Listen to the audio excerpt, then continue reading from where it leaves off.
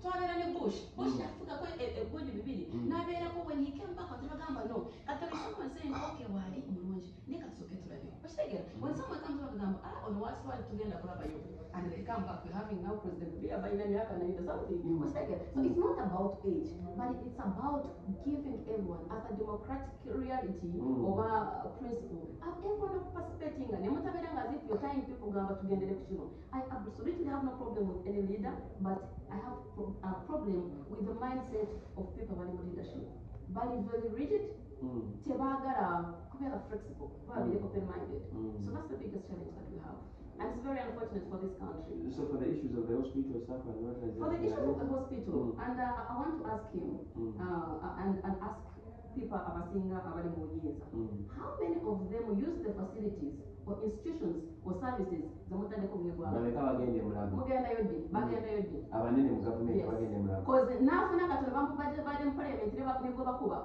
katono ekikonde tugenda kulira 1 hour later nti bamufurayiza awo tumala bote kwa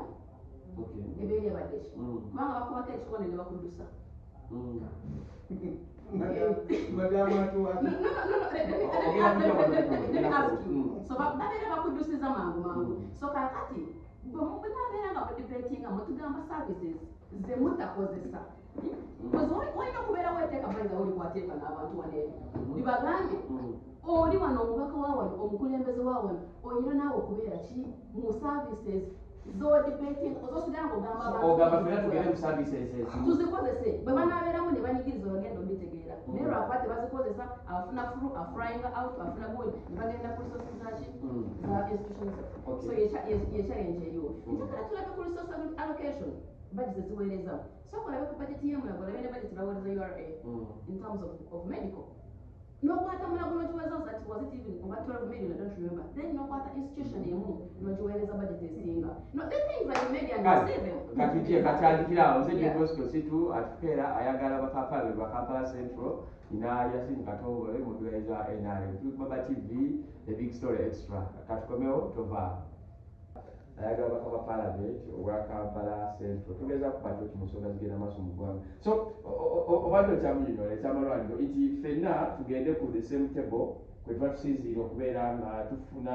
treatment yemu then ebida kwetujja okwanga tubirabira yes actually zinandiagende parliament ene dako tutekeko amateeka gabeere makalikali kubanga kakati wegale naye tegakola bw'olwala naawe ogende mulago buli omu ofulumanga eri emergency y'amaanyi nnyo fena tusooke tukose zino services tuzirabemu tugende ku masomero gokka mudibetinge ku masomero ne mutubuulira amasomero gali bulungi naye njagala mulabire ku masomero gaffe ge tulina mutandikira ku primary koze mufokasinga nnyo wano in the middle naye tulabire ku primary foundation y'abaana babatandikira tulina standards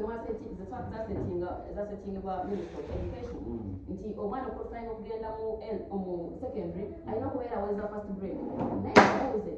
kubaana abasomera mu masomero ga government primary schools how many of those abaqualifyinga nga baweza first grade so omusomesa abaana kusobola kutuuka bagula abaana betu bagenda amasomero ago tebagenda kubanga basinga njagala tusome statistics tulabe if it wasn't private schools abaana ba mu government schools mu primary bameka abaqualifyinga ababeatinga standards zasetingibwa ministry of education so olabira ddala nti nolabira ddala nti buli muntu yena wano eno omukungu ali mu buyinza tekuli omwana wasomera kusomera mu institution mu masomero ago bona bali mu international schools bali musomera abroad bali where so how do you feed us for you what you cannot use Aziza mwami katongole tujjawo okay gwe oyina amasomero oyina standards kwateeka amasomero abantu era oyina sente z'osaba nali njogerako lumu national minister education mwami sewo munaga ku primary omwana kuva muteekako kasanvu omwaka government term government singa ekiteeso kijja nti buli mbaka parliament buli minisita omwana ne amutwala mu ssomero lya UPE oba erya USE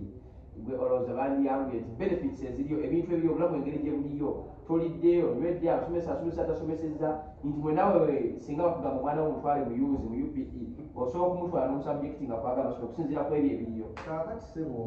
neyanze ekibuuzo ekyo naye nja kuddamu bwenti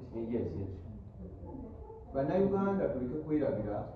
nti amasomero gano okuteekebwawo ga gateekebwawo aga gavumenti ate era n'amasomero gagali private nago ne gasigalawo nga lwaki nti bagamba omuntu wakoma oba wakwata oba kugamba kyolya olwaddeko obutagenda yes kakati amasomero ga gavumenti efudde okulaba ngaeteeka buli kintu kyonna ekikozesebwa n'abasomesa mwebali yes naye kakati twerabidde nga ffe bannayuganda nti gavumenti bweteekawo amasomero gavumenti erina okukola paati yaayo ate n'omuzadde naye akole paati ye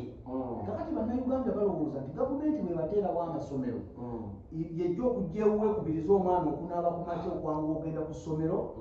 yejja okugyewo ekwate ssente egulire omwana ebitabo n'ekkalaamu yejja okugyewo ekwate omwana emugulire engatto bannange si bwe kiri gavumenti yateekawo amasomero esasulira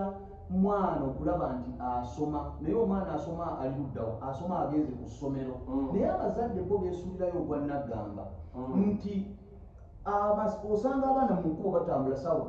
ssaawa 3 abasomesa ne babeera ku masomero ne balinda abaana nga tebabalaba abazadde nga tebatuteyo buvunaanyizibwa kusindika baana ku ssomero mu budde